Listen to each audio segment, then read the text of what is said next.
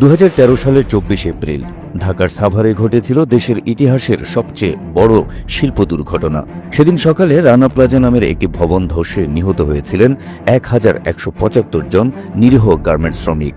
ভয়াবহ সেই দুর্ঘটনার দুঃসহ স্মৃতি আজও ভুলতে পারেনি দেশের মানুষ। তবে চরম মানবিক বিপর্যয়ের সেই ঘটনা নিয়েও বিগত ফ্যাসিস্ট সরকারের প্রধান শেখ হাসিনা অত্যন্ত অমানবিকভাবে রাজনীতি করেছিলেন বলেও অভিযোগ রয়েছে। ভবন ধসের 17 দিন পর রেশমা নামের এক গার্মেন্টস কর্মীকে উদ্ধারের ঘটনা আমাদের সবারই জানা। সে সময় যে ঘটনাটি নাটক হতে পারে সে বিষয়েও স্পষ্ট ধারণা ছিল সবার। ধারণা করা হয়েছিল দেশের মানুষকে বোকা বানিয়ে এটি ছিল হাসিনার রাজনৈতিক ফায়দা হাসিলের ঘৃণ্য অপচেষ্টা। সময়ের সাথে সাথে জট খুলেছে। ধারণা থেকে স্পষ্ট বাস্তব হিসেবে মানুষের সামনে ধরা দিয়েছে হাসিনার ছলচাতুরি। রানা প্লাজা ধসের কয়েক ঘন্টার মধ্যেই বের হয়েছিলেন রেশমা, আর এ বিষয়টি স্বীকার করেছেন রেশমার সঙ্গে একই ফ্লোরে কাজ করা এনামুল। তিনি জানান, ভবন ধসে পড়ার কয়েক ঘন্টার মধ্যে বের হয়েছিলেন তিনি ও রেশমা। পরে সাভারের এনাম মেডিকেলে 2 দিন চিকিৎসা নেওয়ার পর সেখান থেকে বের হয়ে যান তিনি। তারপর থেকেই রেশমা নিখোঁজ ছিলেন।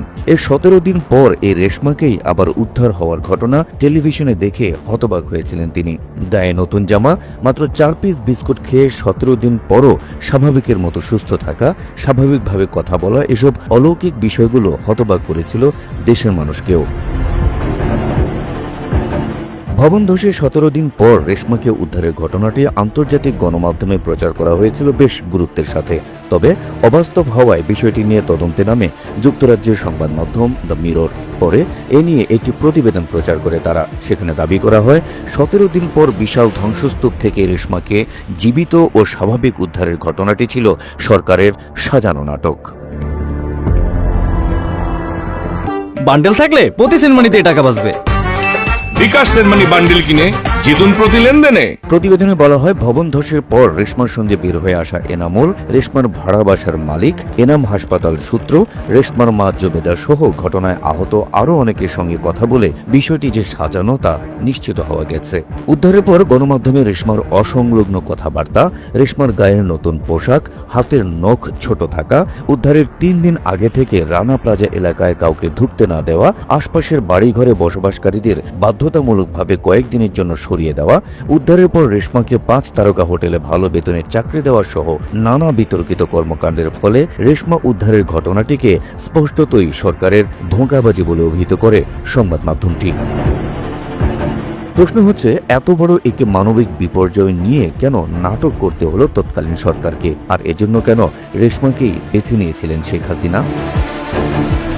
বিশ্লেষকরা বলছেন, ওই সময় শাপলা চত্বরে হেফাজতের উপর হামলায় বহু মানুষের হতাহতের ঘটনায় জাতীয় ও আন্তর্জাতিকভাবে বেশ চাপে ছিল শেখ হাসিনার সরকার। তাছাড়া বিরোধী দলের উপর দমন পীড়ন ও মামলা মোকদ্দমা, আইন শৃঙ্খলার অবনতি সহ নানা কারণে রাজনৈতিকভাবেও বেশ চাপের মধ্যে ছিলেন শেখ হাসিনা। তাই উদ্ধার অভিযানে ব্যর্থতা ঢাকা, সরকার বিরোধী নানা ইস্যু ধামাচাপা দেওয়া ও আন্তর্জাতিক সমালোচনাকে সামাল দিতেই সেনাবাহিনীকে দিয়ে রেশমা উদ্ধারের নাটক সাজান শেখ হাসিনা।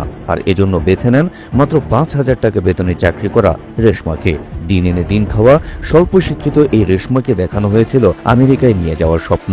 এই কাজের বিনিময়ে ইতোমধ্যেই দেশের একটি স্বনামধন্য 5 তারকা হোটেলে চাকরিও জুটেছে রেশমার।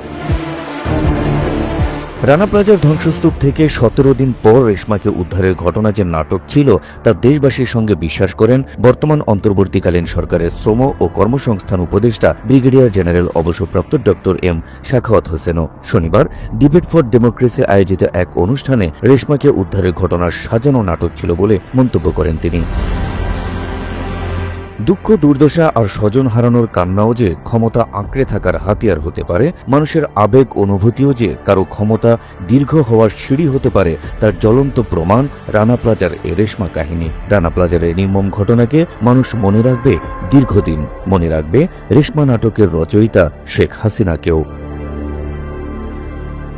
Habib Russell, NTV online.